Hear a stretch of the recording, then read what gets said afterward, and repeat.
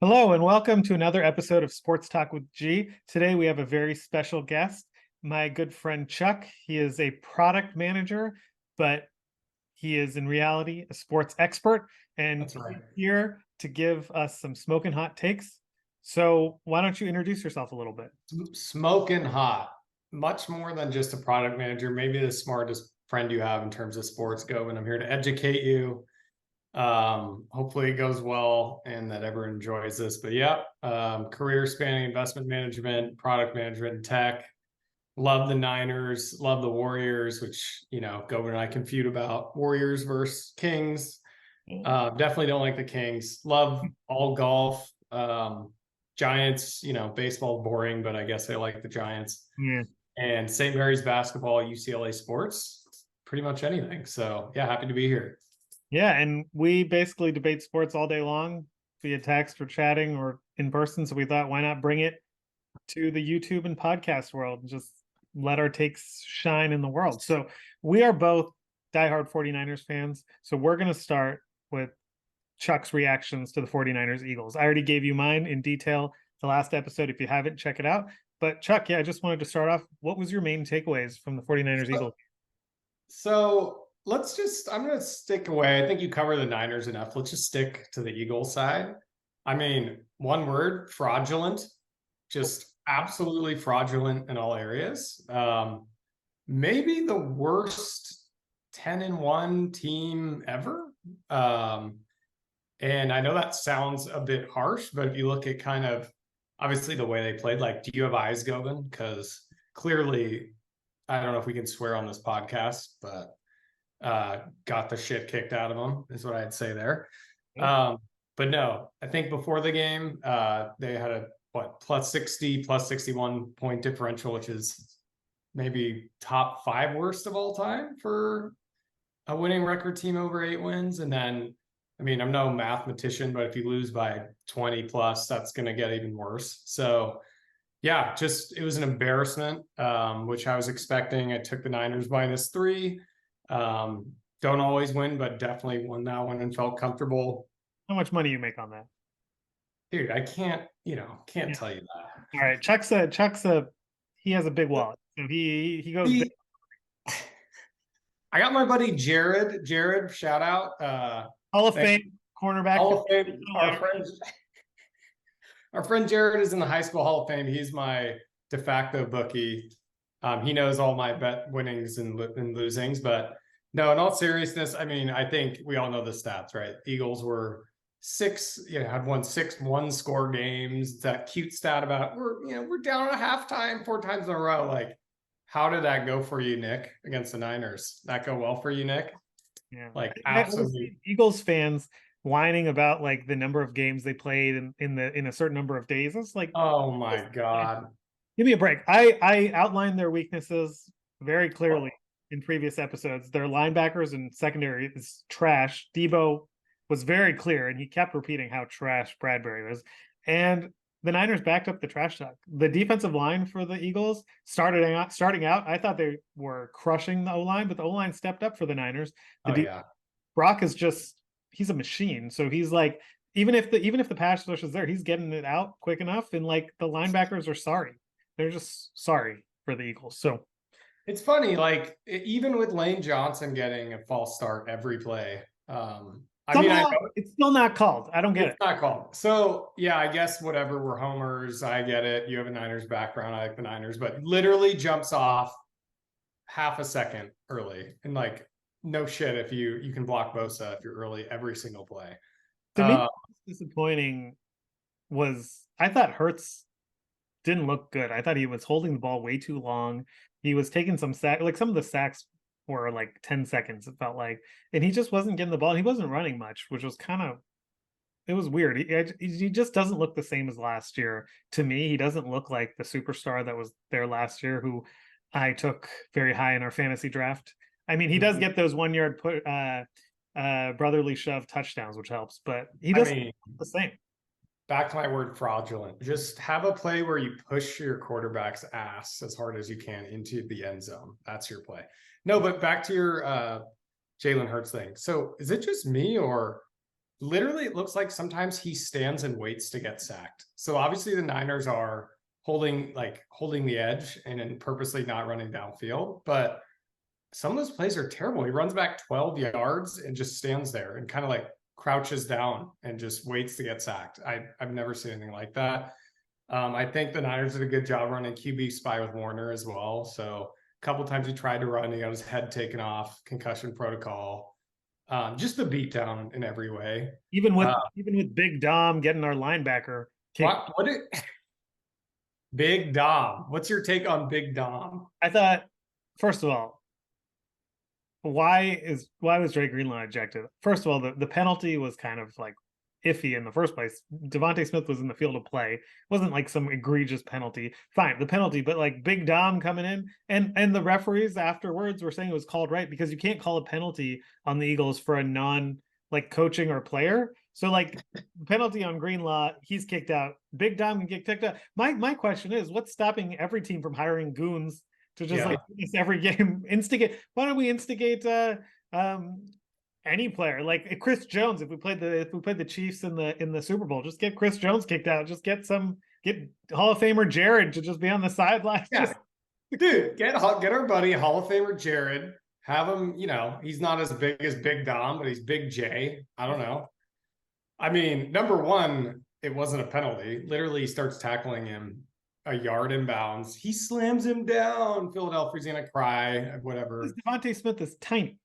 He's slamming him down. I just thought, back to my word of the day, fraudulent. Okay, let's see Big Dom fight Greenlaw. Let's see how that goes. Hey, let's see how a well-oiled machine interfaces with, I don't know, a 572-pound guy that can barely walk off the field. Like, and the well-oiled machine who literally does get penalties every game for big hit. Yeah, I mean, he's got a little bit of a temper, so we'll see. But yeah, that was so your takeaway is just that the Eagles are fraudulent. Do you think they're going to lose to the Cowboys? I do. I think the Cowboys are in a good spot this week, betting wise. I don't have any blazing 5 picks like Colin Cowherd or anything, but any Cousin Sal kind of takes. Cousin Sal, my guy, he had a funny take on Big Dom. He's like, you could only be a porn star, essentially. If you're yeah, they were Bill and him were saying it's definitely Big Dom. Yeah. I guess like refining my take a little from just their fraudulent, I think we knew what the Niners were. We were just ourselves. And like I think the game really just exposed the Eagles they're just not what everyone thinks they are. Yeah. I think they probably lose big in this Cowboys game, so I'm probably going to bet the Cowboys heavy. All right, maybe we'll have you on as a regular betting kind of. We'll see. Jared takes my bet. Sometimes he's asleep by the time it comes in. He just doesn't bet. He just doesn't get it in. Sometimes he does. He just had a kid, so whatever. All right, so fraudulent. Okay, let's move on from that game. Let's just talk about the Niners in general. So one thing I like to do is I wanted to ask you who your top 5 most important 49ers players are on the current team. So maybe not the top 5 best, but the top 5 most important players for their success. You give me yours first, and then I'll give you mine.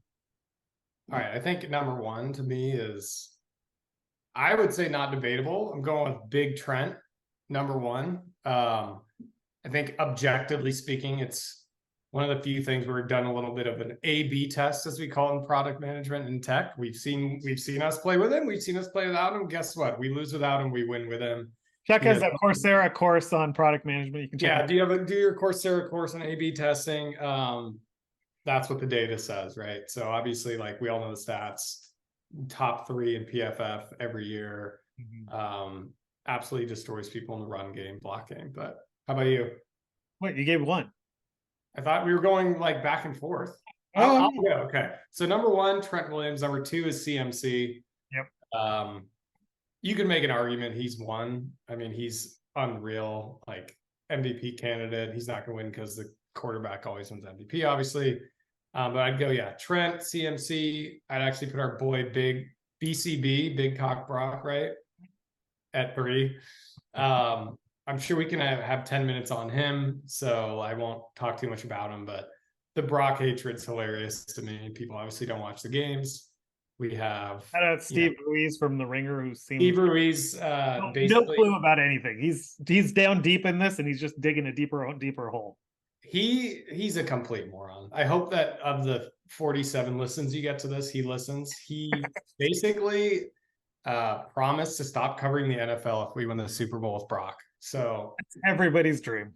So he's a little worried about that right now. I feel like he's almost like hoping Brock seizes things and like becomes worse. That's what it feels like. Yeah, I mean, it's not. We can get into Brock later. Like, I don't think he's a top 5 quarterback, to be honest with you, but he's not number 25, which is where he has him ranked. Yeah, so 4, I'd go Deebo. Same kind of thing I mentioned with Trent. Is like very clear when he's off the field.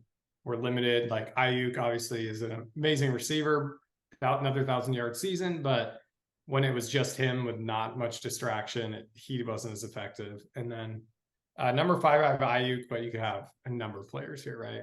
Yeah. So you went all offense. All offense because Okay. my hottest take later, I Okay. can't mix them. What about you? So I actually was almost going to go all offense too, but in not in order, but I could do it in order. So I think Trent is number 1. I agree with you.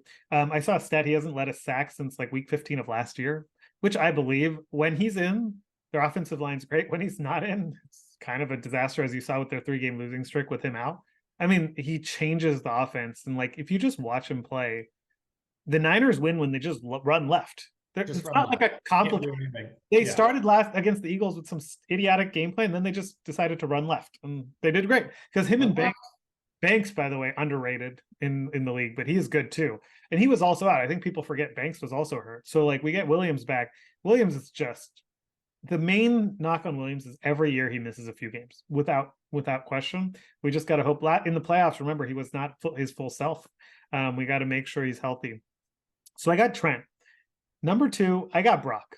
I think Brock is an MVP candidate. I think his perception of the game is unparalleled right now in the league. I think everybody is like Josh Allen in this offense would be amazing. And he probably would, but Brock just sees the field perfectly. He hits the right read at the right time, basically every single play. And it's being held against him that he's throwing to the wide open receiver. But like we can get into more. We watched Jimmy G overthrow these guys wide open all the time. Like, I mean, I can't take it anymore. I couldn't take it. So like, I think Brock is a massively important because we've seen what the 49ers look like without the quarterback. It's not the same. I have Deebo next. I think Deebo, yardage wise, it may not look like incredible, but when he's in, the offense is just different. Like you made that Ayuk. Ayuk's great, but like Deebo is just teams fear Deebo more than Ayuk, in my opinion, because Deebo brings that physical, just I'm going to run you over. You can hand me the ball, you can screen me the ball. He never catches the ball more than like 20 yards down the field. I don't think I've ever seen a go route with Deebo, but he turns those 15-yard just catches into 45-yard bowling. He's like a bowling ball going over defenders. He changes the offense. He does that little circle back motion thing. I'm not sure why it works because they never like pass it to him off of that, but maybe they'll pass it to him one day when the defense sleeps on it. But Deebo's there. And then, so I think Fred Warner is absolutely critical to the team. I think I've been watching teams without a Fred Warner like linebacker. That middle of the field is just wide open. That's why the Niners, that's their bread and butter is throwing to the middle of the field because like teams like the Eagles just have nobody there. Whereas Fred Warner, like let's say the Niners offense was playing against a team with the Warner, makes it so much harder to complete those passes down the middle that Brock is so good at. So I think Fred Warner, captain of the defense, he's going to be a Pro Bowler again, best linebacker in the league. And then it's a little bit controversial. What, number 5? Between CMC and Bosa. CMC. Oh my God, dude. Don't even. Okay, do we want to talk about Bosa right now? Let me just talk. I'm not saying. I can't even. Go ahead. The Niners defense runs completely on their pass rush, basically. You got Fred Warner taking the middle of the field, but their pass rush is absolutely critical. Bosa, I don't care what the pressure numbers say. I don't think he's been that good this year. I think he's been much better since Chase Young's added. But he is, if the Niners are going to win the Super Bowl, Bosa has to become what he was last year. So I think he is in the top 5 most important players on the Niners, because if he is not, like, he's been much better the last few weeks. If he goes back to like weeks 1 through 5, where he was honestly, he looked small, overmatched. He looked kind of like look kind of pedestrian. And plus, he's going up against the right tackle a lot of the time. He's not even going up against the left tackle, and he wasn't getting double teamed that much. He was getting pressure numbers, but you and I both watched the games. Like, pressure doesn't mean anything. You're not doing it. He's consistently rated in PFF at like, oh yeah, he grades out as an A with many pressures. He's had horrible games. Yeah, like, he's not had a good season. But important, I have to say Bosa. I have to say Bosa because I've seen Kyle with other running backs do amazing things. Obviously, not to CMC's level. I think CMC's pivotal. I was debating between Warner, Bosa, and CMC. I had to give a couple defense on here, but CMC would be 6. But they got a lot of good players. CMC is 6. That might be a dumb. I feel like Steve Ruiz right now. But hold on. Why is CMC 6? That is unreal. Like I went through. That's just what I've seen Deebo in what was it? 2021. Literally, the offense was just Deebo Samuel. Hand him off. He remember that, yeah. He literally took the Niners to the NFC Championship. Jimmy G did nothing. He just like gave the ball to Deebo. I think we got to move on. But we're moving on. Okay, I got it. That's fine. Go ahead. That might be a hot take right there. But I mean, not even in the top 5. But keep going. They got a lot of good players. What do you want me to say? Before we move on, Deebo, to me, you're gonna love this as a Draymond hater, is the Draymond Green of the Niners. He's talking shit. He's waving. He's scoring. Better than Draymond Green. He's a tough guy. He just doesn't care. Draymond Green. You think he's better to the Niners? I think he's a better actual player than Draymond Green. We'll get into Draymond. Debate this. Draymond, multiple defensive player of the year. Go ahead. Yeah. We'll get into Draymond. I got some other 49ers things we want to talk about. So I want to ask you what your favorite 49ers memory is. I'm going to just give you mine. Mine is going to the NFC Championship game with you, 49ers, Packers, and our boy Jared. And Ken. And Ken, right? What's your Ken from some Jared's friend from, I don't know, some East Coast state. But we went to the NFC Championship game, 49ers Packers. Raheem Mostert just ended the game basically immediately. It was is he still running? He's still getting yards right now. What year is it? 24. Yeah. I mean, that was just the most unbelievable. The Levi's Stadium. Levi's gets a lot of hate. I think it's a fun place to watch the game if you're in the right section. You got to be in the right section. Shady. Sunnyside, horrible. Basically, it's half a field. Half a field. Yeah. But that was just such an amazing time just seeing Aaron Rodgers just like defeated before he even took the field. That was an amazing memory for me. We had a lot of fun. That's my favorite 49ers memory. I did go to the Super Bowl, and I've just been trying to erase that memory from my head. Dude, that's a tough one. Yeah, can I go same memory, or is that, I know it's a boring take, but yeah, we got to hit up Joel's tailgate before, the infamous Joel Famia. He just Margarita Joel, we call him. Margarita Joel, basically. We'll get him on. We got some characters we can get him on. We'll get him on. So our friend Joel basically has drinking margaritas while 8 rows of season tickets. His family goes, we never get invited unless it's like a rain out or like he can't go or whatever it is, Joel. And so he finally, we got to he blessed us with his presence. He allowed us to join his tailgate. We had a great time. Yeah. The only negative thing I remember about that game was that the Packers fan next to us smelled horrible. If you remember that. I remember. Oh my God. That was no laundry. And we switched off, sitting next to off seats. And they were just so nice. Just so nice. But it's so smell. Yeah. It is tough though, because these memories don't involve winning a Super Bowl, which is it's getting outrageous. Just being the Giants can win and the Warriors can win, not the Niners though. Maybe this year. I think if it's going to happen, it has to be this year. I think this is their year. They got to stay healthy. Health is always the key with Kyle. I mean, got to be healthy. I love that. Hopefully we'll get to go back to a playoff game this year once they get the number 1 seed. And then I want to ask you, what is your most fiery 49ers take? Mine is... You go first. Mine's not even a take, by the way. Mine's just correct, because I'm always correct. And people try to argue with me, but... Well, this is coming from Chuck, who was a notorious Brock Purdy and Kyle Shanahan hater for years. So I don't know. His record was mediocre. He's 49 and whatever. Just go. My hottest 49ers take, I guess, was earlier when I put CMC at 6. But my hottest take...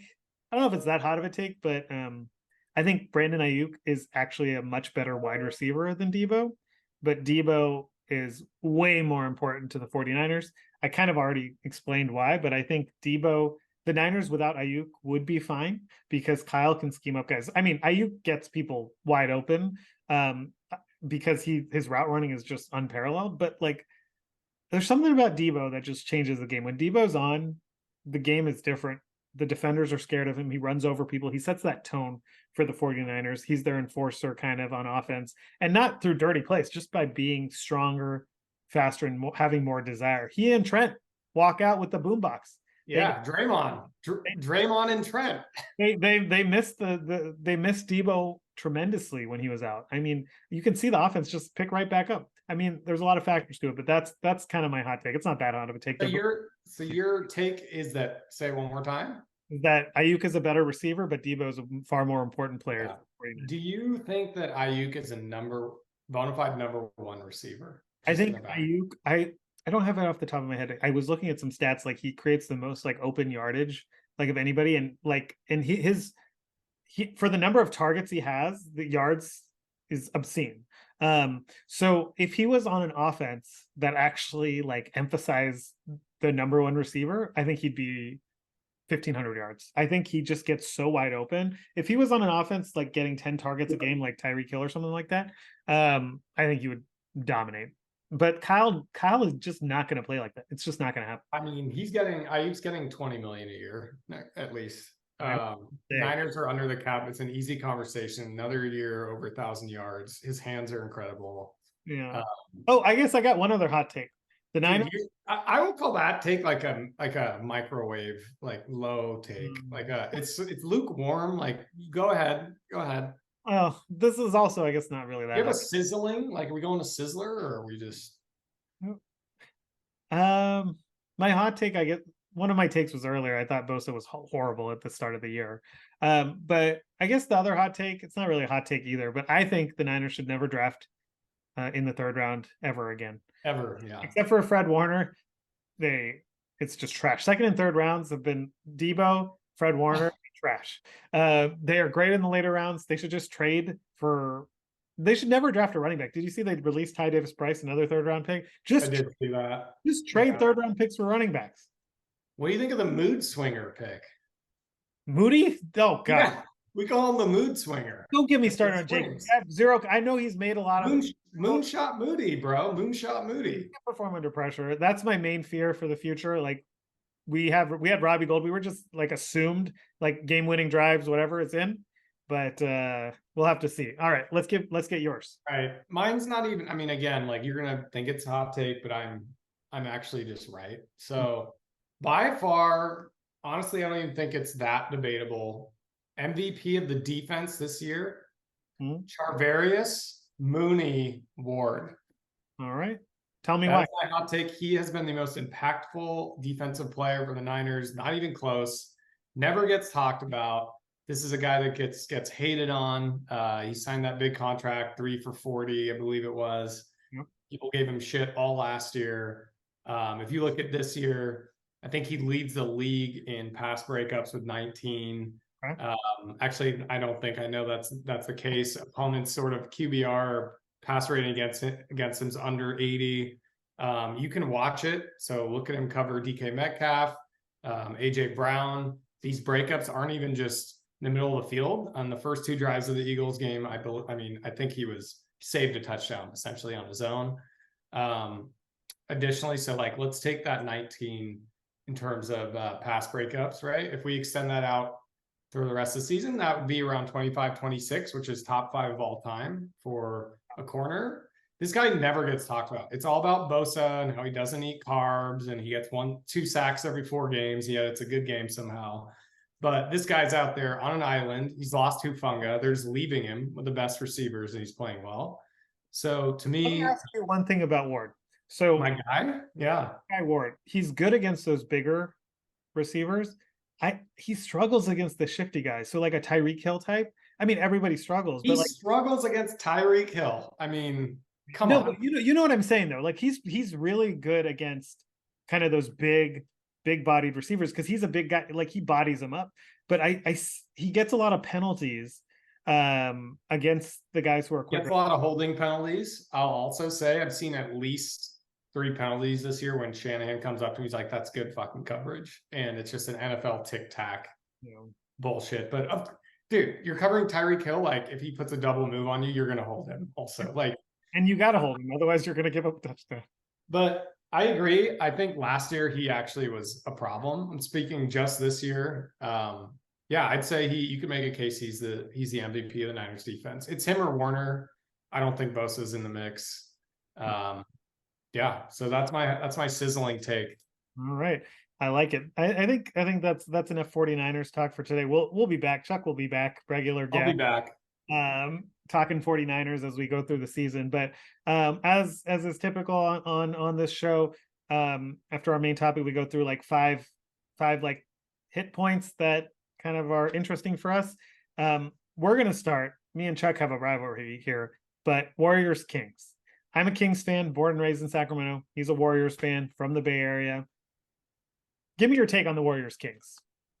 So my take on the Warriors Kings is, I think it's a little bit sad in terms of what it's turning into. Let me explain what I mean by that. So I grew up, right? I'm obviously a Warriors fan, but always had love for the Kings. Like when they're playing the Lakers back in the day, Robert Horry's hitting the top of the key three, like fuck the Lakers, dude. Like honorary, I won't even say honorary Kings fan, but also a Kings fan. Like I'm gonna root for them if the Warriors are out. I feel now it's turned into this like hatred thing, like much like the Niners Raiders, like where the fans just like hate each other. I think this is a past couple of years thing. I had a friend go to the game, a couple days ago when you beat us on the last second, Malik Monk buzzer beater, and like got treated horribly, got yelled at, how to leave the stadium. I've heard the other way around.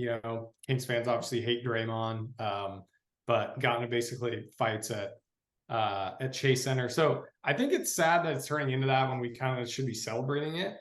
In terms of the Warriors, like the rivalry itself, I do think it's a little bit funny. Like Kings fans go, when you can respond to this, it's like, we're at the same level. It's like, it's cute. I mean, it's cute. You think that, and you took us to 7 games, but 4 titles, even this year, 2 of 3, the game you won, you came back from 24 and hit a bank shot, it's cute. I'm saying, I call it. Say it again. Malik Monk magic.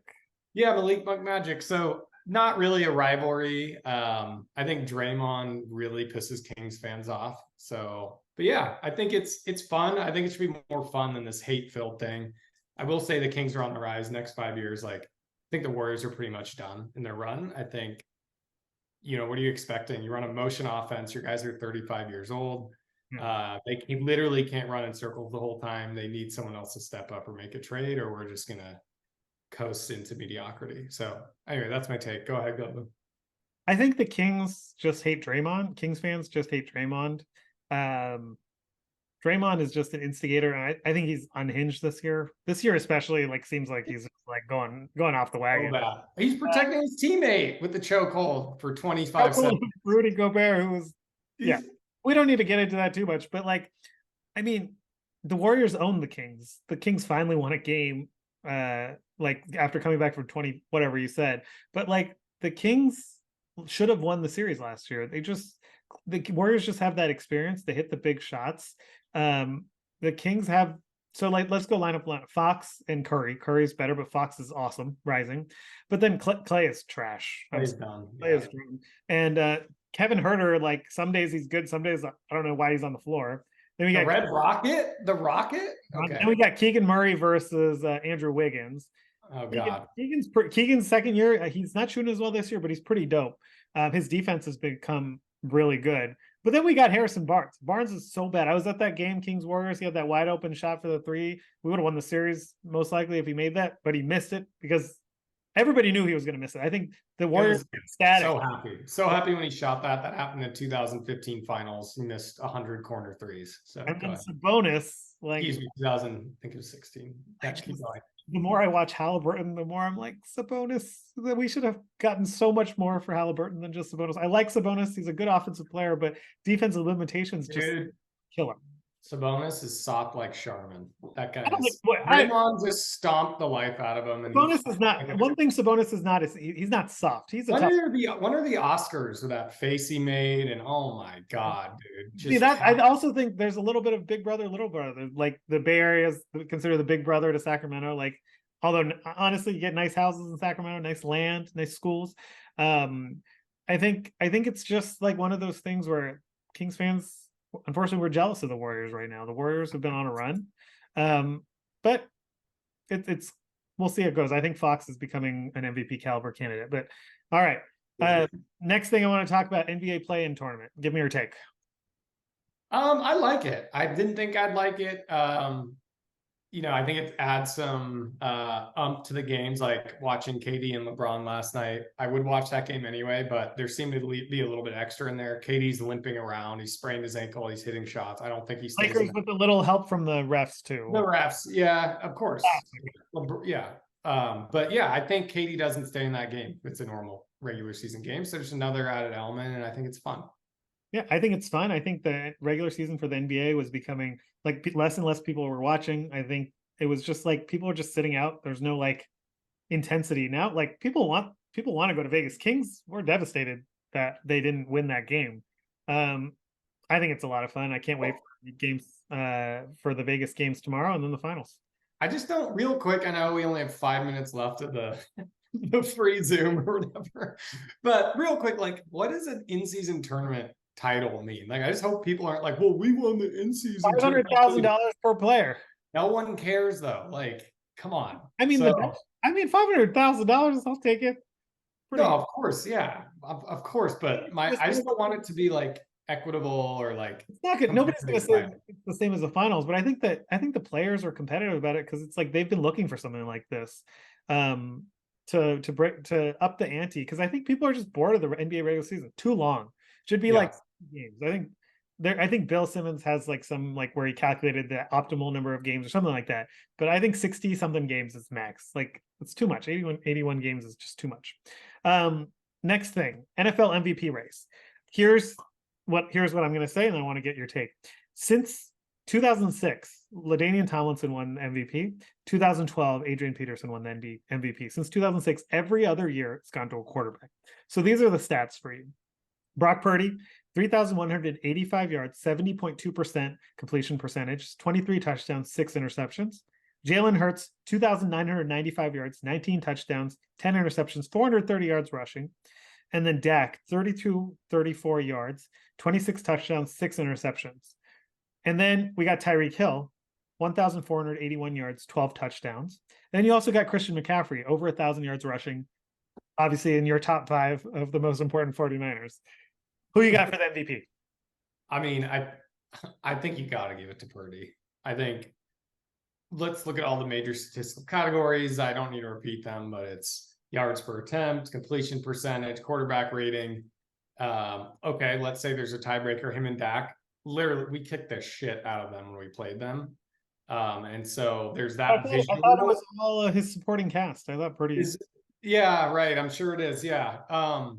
It's only his supporting cast, but with the same supporting cast, other quarterbacks like Jimmy G's, like Beathard. Just CJ Beathard. Everyone's horrible.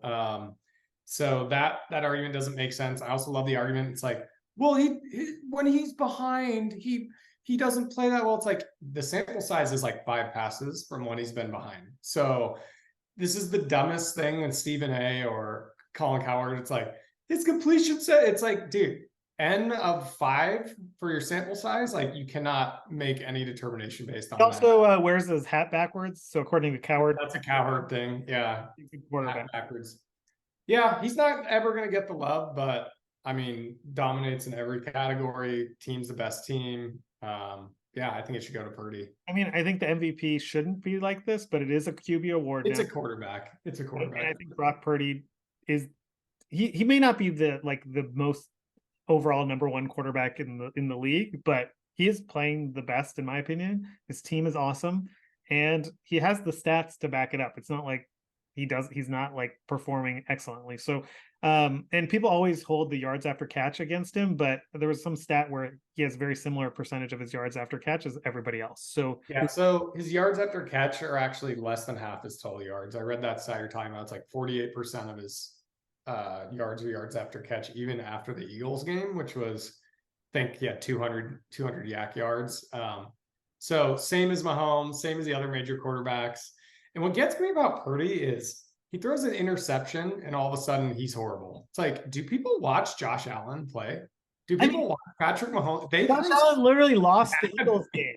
Josh Allen dude, lost the Eagles game because of a ridiculous interception. so bad. So Purdy's gonna throw interceptions. He's like he's a normal quarterback, but for whatever reason, yeah, people just hate on him because he's the Because last. he's the last pick in the draft.